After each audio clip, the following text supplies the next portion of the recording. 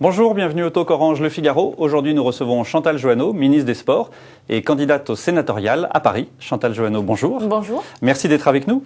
Les footballeuses françaises effectuent pour le moment un sans faute au mondial en Allemagne. Elles jouent la demi-finale mercredi face aux États-Unis. Oui, je suis très au courant. Oui, à 18h. À 18h. Malheureusement, ça va être diffusé sur Eurosport, c'est-à-dire qu'une chaîne qu'il faut avoir si on a le satellite. Alors attendez, c'est pas réglé pour l'instant, c'est Direct 8. D'accord. Pour l'instant, c'est Direct 8. Ce qui tombe bien, puisque c'est une télévision accessible à 90% avec la des TNT. Français, gratuite, en clair. Et moi, je dis bravo à Direct 8 d'avoir misé sur le sport féminin. Et j'espère qu'il y a d'autres télévisions, d'autres chaînes qui vont faire le même pari, parce que Direct 8 a battu ses records d'audience lors du dernier match, mais aussi des champions. Et aussi, effectivement, sur l'European Champions League, quand Lyon a gagné, donc bravo. Est-ce que ça ne devrait pas être le rôle du service public? Est-ce que vous ne demandez pas aux chaînes de service public de prendre les droits? On est, bon, légalement c'est extrêmement encadré, puisque vous savez qu'il y a des télévisions privées qui se portent acquéreurs. Bon, je passe les détails. On est en train de renégocier le contrat d'objectifs de France Télévisions, justement en leur donnant des objectifs pour présenter la grande diversité des sports, et en particulier du sport féminin. Parce que c'est vrai que le sport féminin, c'est vraiment le parent pauvre des médias. Il y a un engouement pour donc ce football féminin. À quoi vous attribuez ce succès, si on fait une comparaison avec leurs homologues masculins, qui avaient connu plutôt le fiasco en Afrique du Sud? Il y a plein de raisons, mais je vois d'abord la qualité de jeu. Ouais. Parce que c'est vrai que c'est du football au féminin, mais il y a une vraie qualité de jeu, c'est rapide, c'est technique, c'est extrêmement collectif. Et puis il y a l'ambiance dans cette équipe. Parce que c'est vraiment une équipe où Digny a réussi à donner un véritable état d'esprit. On a des joueuses qui s'entraident, qui s'interpellent. C'est marrant à voir d'ailleurs parce que quand on est sur le bord du terrain, elles passent leur temps à se parler, à s'interpeller. On retrouve de la joie de vivre dans ce jeu. Vous irez les voir? Bien sûr, bien sûr. Et en finale, éventuellement, si elles sont qualifiées. Comme prévu, la candidature d'Annecy pour les JO de 2018 a été rejetée par le CIO. Seulement 7 voix. Quelles leçons on peut tirer d'un fiasco comme ça? Déjà, on peut être quand même fier du fait que la candidature a été propre vraiment jusqu'au bout. On a fait une bonne présentation, ça a été reconnu par tous.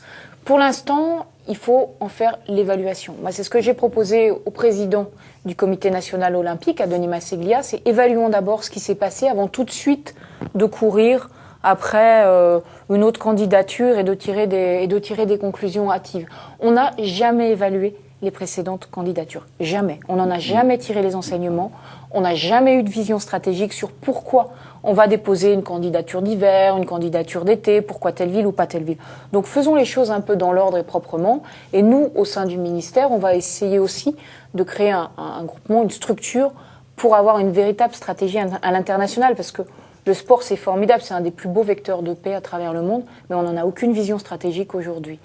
Et au fond, la ville gagnante, la ville coréenne, a réussi à décrocher les Jeux au bout de la 3e tentative. Au bout de la 3e tentative. Est-ce qu'il ne faut pas qu'Annecy renouvelle sa candidature pour les Jeux? Alors, sous réserve que l'on pense que c'est effectivement la meilleure solution pour la France, parce qu'on a aussi 2 candidatures de Paris sur lesquelles on peut capitaliser. Donc, il faut qu'on pense aussi que ce soit la meilleure stratégie pour la France. C'est quel est notre objectif et qu'est-ce qu'on peut proposer au Comité international olympique de réellement pertinent. La Corée a proposé un projet pertinent. Ils ont considéré que c'était l'ouverture des sports d'hiver à une nouvelle partie du monde. C'est un vrai message.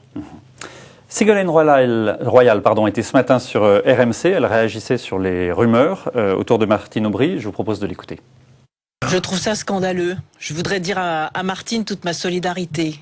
Moi, je considère que la vie politique ne doit pas se situer à ce niveau. Mais elle a eu raison de réagir. Je voudrais dire une nouvelle fois à Martine Aubry qu'elle a bien fait, que je suis totalement solidaire, que ces attaques sont insupportables, que Martine Aubry est une femme politique respectable et que j'entends qu'elle soit respectée.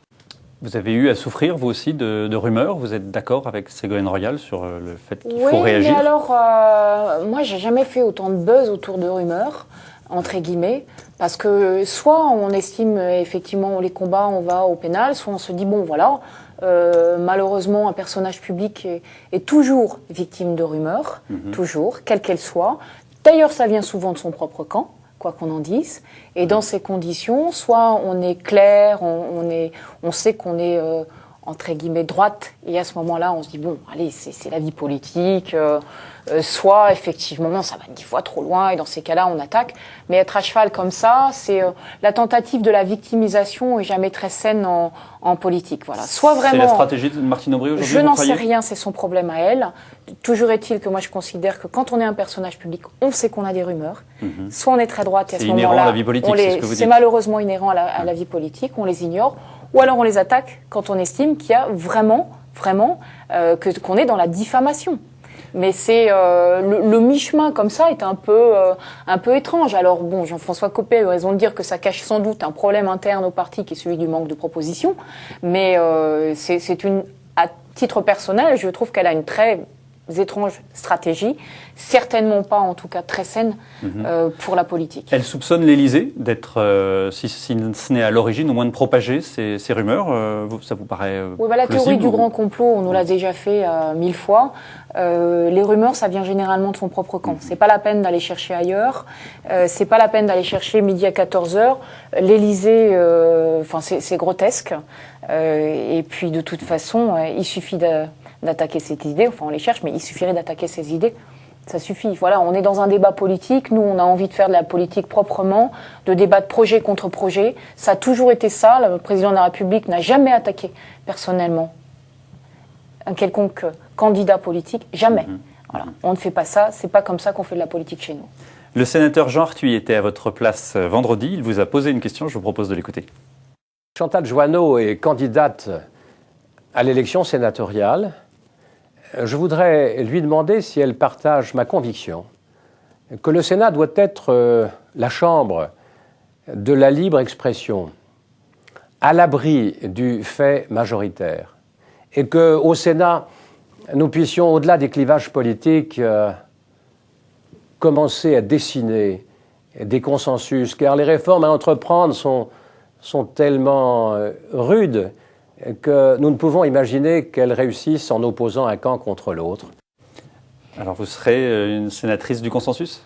Oui, je suis pas sénatrice, en tout cas j'ai toujours travaillé plutôt à la recherche de consensus sur les grands sujets de société comme le Grenelle, comme l'éthique dans le sport. Et d'ailleurs le Grenelle 1, on l'avait eu quasiment le consensus. L'éthique dans le sport, il y a eu une proposition de loi qu'on a travaillée récemment, on a eu le consensus. Et je pense que le Sénat, et comme l'a rappelé Jean a tout à fait raison, se marque beaucoup par son indépendance d'esprit, sa liberté d'expression. C'est dans ses gènes. Les grands personnages qui sont passés par le Sénat, Victor Hugo, Victor Schœlcher, ont toujours été marqués aussi par cette idée-là. Et c'est la Haute Assemblée. C'est pour ça que moi j'adore le Sénat, mais bon. Et c'est pour ça que j'y vais. Vous êtes tête de liste UMP, mais face à vous, il pourrait y avoir une liste menée par Pierre Charon, ancien conseiller de l'Élysée. Qu'est-ce que vous lui dites aujourd'hui ? On peut encore discuter ou il faut qu'il retire sa liste sans condition ? Je lui dis aujourd'hui, il y a une liste qui a été investie. Voilà, c'est ma liste. Elle a été officiellement investie. Pas à une petite majorité, à l'unanimité par une commission nationale d'investiture. Donc le temps du débat sur la constitution de la liste est maintenant clos. Et aujourd'hui, on a une responsabilité collective. On veut poursuivre les réformes menées par la droite aujourd'hui dans notre pays. Donc on se serre les coudes et on avance tous ensemble. Il n'y a plus de place pour la négociation. Il n'y a pas de... Il peut déposer sa liste et au fond, lui pourrait être élu avec le nombre de conseillers qu'il peut avoir. Aujourd'hui, vous savez, on a réuni avec mes colistiers les conseillers de Paris. On en avait 43 avec nous, 43 sur 51. Et je ne compte pas les excuser. Donc malheureusement, une dissidence ne ferait que faire perdre des voix à la droite et n'entraînerait pas une élection d'un sénateur de droite supplémentaire. Justement, mais la dissidence a toujours tué la droite. Ça ne sert à rien. Vous rejoignez ce qu'a dit Bertrand Delanoë dans Le Monde de samedi, puisqu'il estime que la droite garde les mêmes caractéristiques fondamentales, l'esprit de division, et il rajoute la plus grande indifférence aux attentes des Parisiens. Mais sur le premier point, c'est difficile de lui donner tort. Oui, la gauche se marque aussi par pas mal de divisions, donc je ne sais pas qui peut donner des leçons à l'autre. Voilà, chacun doit faire le ménage chez soi, et je pense que ça intéresse absolument pas les Parisiens, ce genre de considération. Le vrai sujet, c'est qu'est-ce qu'on apporte aux Parisiennes et aux Parisiens aujourd'hui. C'est ça le seul vrai débat qui compte. Le reste n'est que conjecture, n'est que petite politique avec un petit P. Le président de la République a demandé à ses ministres de rester en France. Ça sera votre cas pendant les vacances? Ça a toujours été mon cas. Toujours été mon cas. Je passe toujours mes vacances dans le sud, branchée sur le téléphone, à faire du sport. Puisqu'il faut récupérer pendant les vacances. Et préparer la campagne de septembre. Et préparer la campagne sénatoriale en septembre. Chantal Joanneau, merci d'avoir répondu à nos questions. Merci. À demain pour un prochain talk.